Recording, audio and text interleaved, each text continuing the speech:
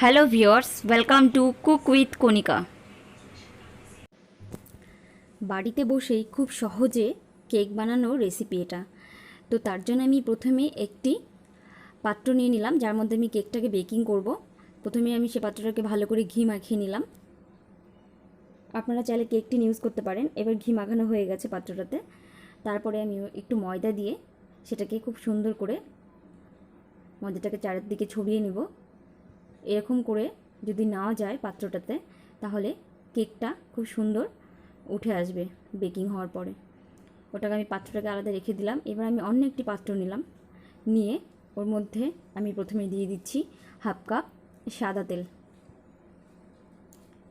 একটি perfect cake বানানোর জন্য এই সমস্ত ইনগ্রিডিয়েন্টসের রেশিওটাই মেন।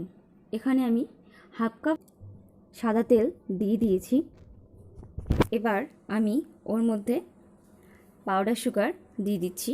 পাউডার সুগার বলতে এখানে আমি চিনিটাকে গুঁড়ো করে নিয়েছি। আমি এখানে মোটামুটি 3, 4, 5, 6, 7, 8, ওভারঅল আমি 8 চামচ পাউডার সুগার দিয়ে দিলাম।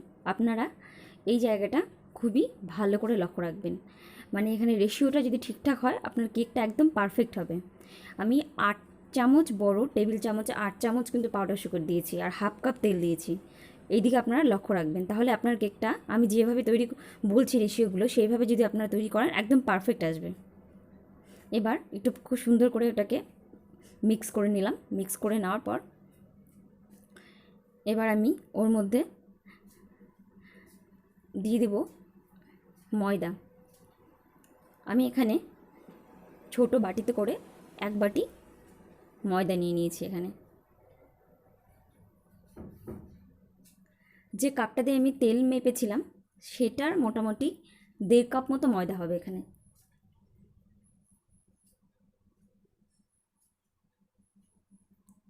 ময়দাটাকে আমি খুব ভালো করে ছেঁকে নিলাম, তাহলে ময়দাটার মধ্যে অক্সিজেন যখন ভালো পাস হবে তাহলে তোমার কেকটা খুব সুন্দর ফ্লাফি হবে। এবার আমি ওটাকে খুব ভালো করে মিক্স করে নিব। আমি তার জন্য 1 বাটি দুধ ইউজ করেছি। 1 বাটি দুধটা আমি পুরোপুরি দিব না, আমি অল্প অল্প করে কেকটাকে ব্যাটারটাকে তৈরি করার সময় দিব। আপনারা লক্ষ্য রাখবেন একবারে সমস্ত দুধটা দিয়ে দেবেন না, তাহলে কেকটা ভালো হবে না। অল্প অল্প করে ব্যাটার তৈরি করতে হবে আর দিতে হবে। পারফেক্ট ব্যাটার হয়ে গেলে অবশিষ্ট দুধটা আপনারা রেখে দেবেন। সমস্ত দুধটা নাও লাগতে পারে। আমি এখানে 1 বাটি মতো নিয়েছি।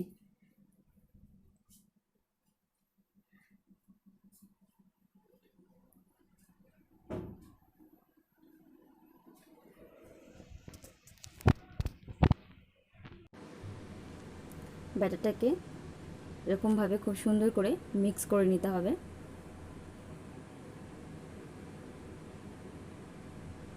কোনো লাম্পস যেন না থেকে যায় সেদিকে আপনারা লক্ষ্য রাখবেন, তাহলে কেকটা খাওয়ার সময় মুখে ওই দলাগুলো পড়লে একদমই ভালো লাগবে না। এর জন্য খুব সুন্দর করে স্মুথ করে ব্যাটারটাকে তৈরি করতে হবে।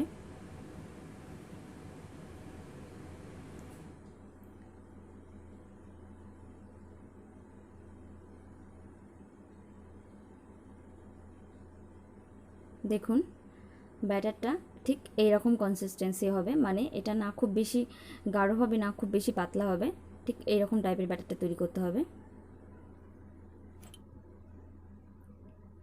এবার আমি ওর মধ্যে দিয়ে দিচ্ছি, এখানে আমি এলাচ গুঁড়ো করে রেখেছিলাম চিনি দিয়ে, সেটাকেই দিয়ে দিচ্ছি আমি। মোটামুটি আমি 2টো এলাচ নিয়েছিলাম, এলাচের দানাগুলো ভেতর থেকে বের করে ওটাকে ভালো করে গুঁড়ো করে রেখেছিলাম চিনি দিয়ে।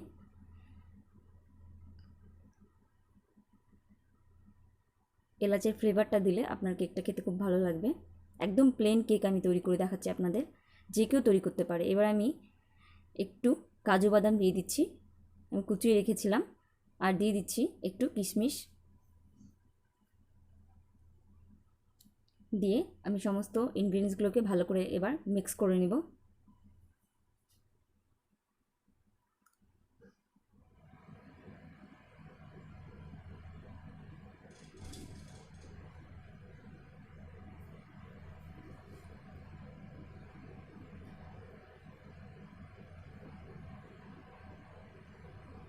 আপনারা চাইলে কাজু কিশমিশের সঙ্গে সঙ্গে আরও অনেক ড্রাই ফ্রুটস দিতে পারেন আপনাদের পছন্দ মতো।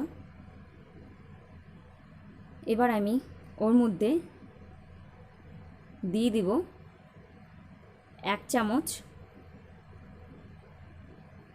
Baking powder. মানে আমি ফুল ভর্তি করে 1 চামচ নিয়েছিলাম, ওটাতে একটু ফাঁকা ছিল জন্য পরে আর একটু দিয়ে দিলাম। একদম ফুল ভর্তি 1 চামচ লাগবে, মানে 1 টেবিল চামচ ভর্তি বেকিং পাউডার লাগবে, মানে স্কুপ করে নেবেন একদম।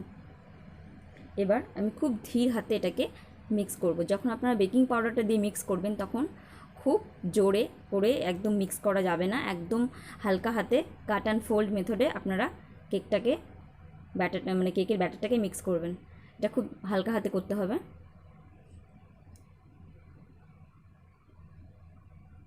এত পরিশ্রম করে যখন কেকটা তৈরি করছেন, তাহলে যখনই বানাবেন এই ছোটো ছোটো টিপসগুলো যদি ফলো করেন তাহলে কেকটা খুব ভালো হবে। তাড়াহুড়ো করতে গিয়ে কেক খারাপ হয়ে যায়। এইভাবে হালকা হাতে ব্যাটারটাকে তৈরি করে নিতে হবে।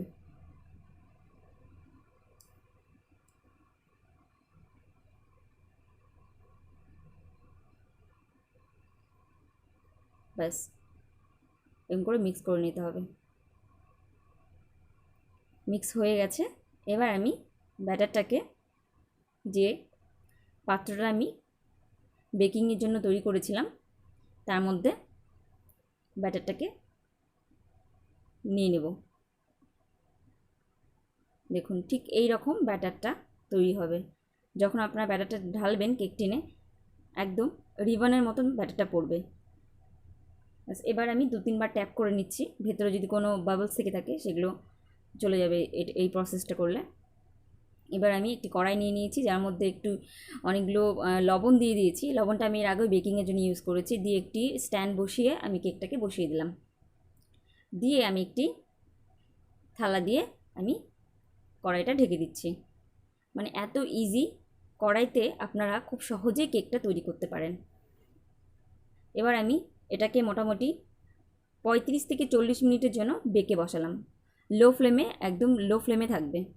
দেখুন 35 মিনিট হয়ে গেছে। আমি কেকটাকে চেক করে দেখেছি, এরকম কেকটা একদম পারফেক্ট বেক হয়েছে, কিন্তু কালারটা আসেনি। তার জন্য আমি আরও 5 মিনিট পর্যন্ত রেখেছিলাম, যার ফলে আমার এইরকম কালারটা এসছে এবং এটা পারফেক্ট হয়েছে।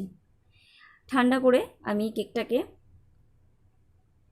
একটু সাইড দিয়ে চাকু দিয়ে একটু সাইডগুলো একটু করে নিচ্ছি, কেটে নিচ্ছি, তাহলে কেকটা যখন আমি সার্ভ করব খুব সুন্দর মসৃণভাবে এটাকে পড়ে যাবে, মানে কেকটা আটকে থাকবে না। যেন চাকু দিয়ে একটু সাইডটাকে কেটে নিচ্ছি। ব্যাস এবার আমি একটি প্লেটে কেকটাকে রাখবো।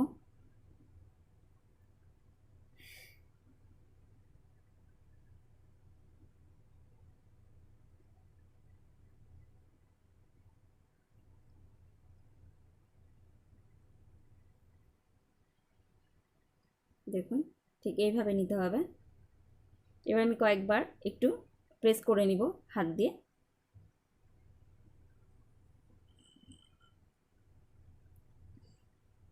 সাবধানে আমি তুলে নিচ্ছি। দেখুন একদম পারফেক্ট হয়েছে, এত সুন্দর হয়েছে যে কোনো পরিশ্রমই করতে হলো না। অনেক সময় নর্মালি কেক টিনে না করলে কেকটা আটকে যায়, কিন্তু আমি দেখুন প্লেন একদম বাড়িতে স্টিলের পাত্রে করেছি, তা সত্ত্বেও কিন্তু খুব সুন্দর ফ্ল্যাপি স্পঞ্জি কিন্তু কেক তৈরি হয়েছে। দেখুন কেকটা খুব সুন্দর তৈরি হয়েছে এবং কত স্পঞ্জি তৈরি হয়েছে, একদম পারফেক্ট কেক এবং খেতেও খুবই টেস্টি হয়েছে, খুবই নরম হয়েছে। আপনারা অবশ্যই বাড়িতে ট্রাই করতে পারেন।